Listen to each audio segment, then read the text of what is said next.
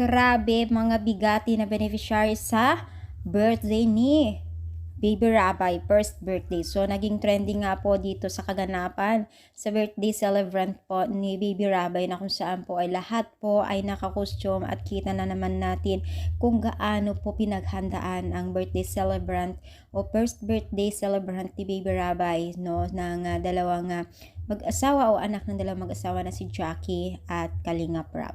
So marami pong naantig at natuwa dito sa mga bagay-bagay na pangyayari dito sa birthday celebrant po ni Baby Rabay, lalo na po na dumalo ng mga iba't ibang kilala na beneficiaries po, lalo-lalo na po dito kay Rachel at itong si Jomar at Carla, no.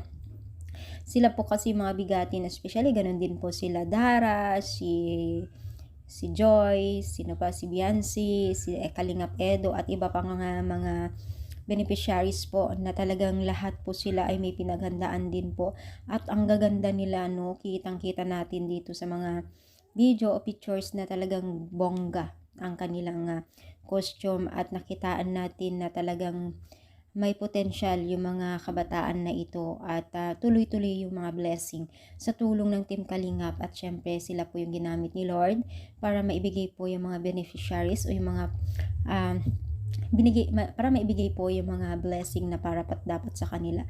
Sobrang dami po kasi alam nyo, napaka swerte ng mga beneficiaries na ito, lalo't pa man po ay andyan ng mga Team Kalingap na patuloy na nagbibigay ng guide sa kanila. So ano masasabi nyo?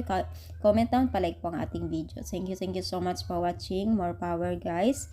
God bless po at sana wag tayong magsawang suporta kila Kalingap Rab at